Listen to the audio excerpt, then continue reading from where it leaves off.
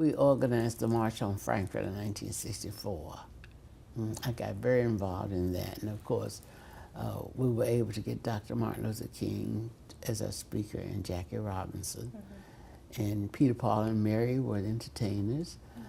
So it was a cold, blustery day on March the 5th, 1964. And the bill was defeated that session. But we had 2 years to regroup and to organize statewide with all the organizations that were involved. So in 1966, the bill was passed and it became the Kentucky Civil Rights Bill, 1966.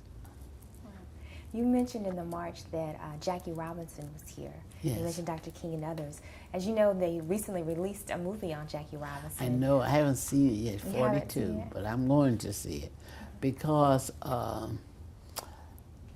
my brother, who owns a funeral home, I was able to get him to bring his limousine, pick me up in their limousine, and we picked up Jackie Robinson and Dr. King at the airport and took them to Frankfort to the march. Now, Jackie Robinson got in the front seat with my brother who was driving. And which brother Lawrence. Was that? The one very close to Ali. Okay. They're good friends. He was Ali's, he was my brother. Ali was my brother's babysitter. Really? He lived next door to him. So Jackie's up in the front talking to my brother. Dr. King and I sitting in the back. And I'm trying to brief him on what the situation is with the public accommodations law. He said,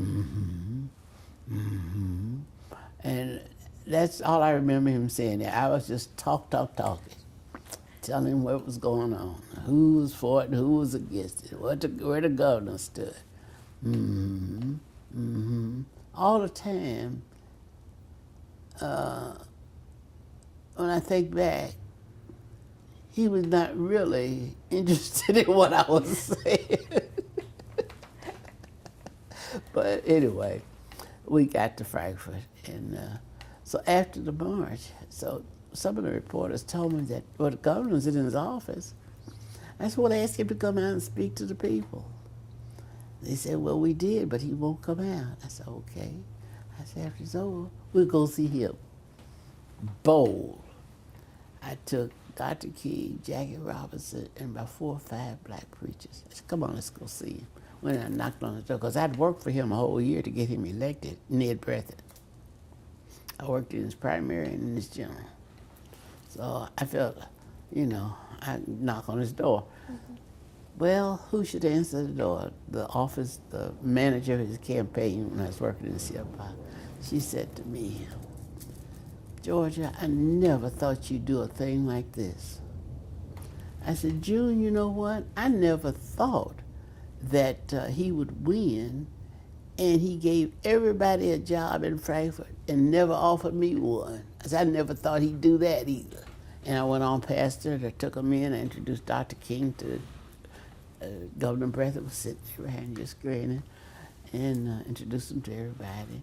So Dr. King asked him, well, now, Governor, what can you do to help us to get this bill passed?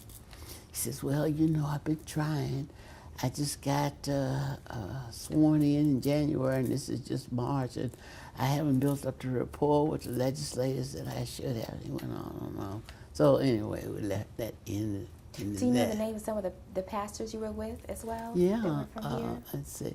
Well, Dr. Abernathy was with him, and G.K. Alford, Sampson, F.G. Sampson.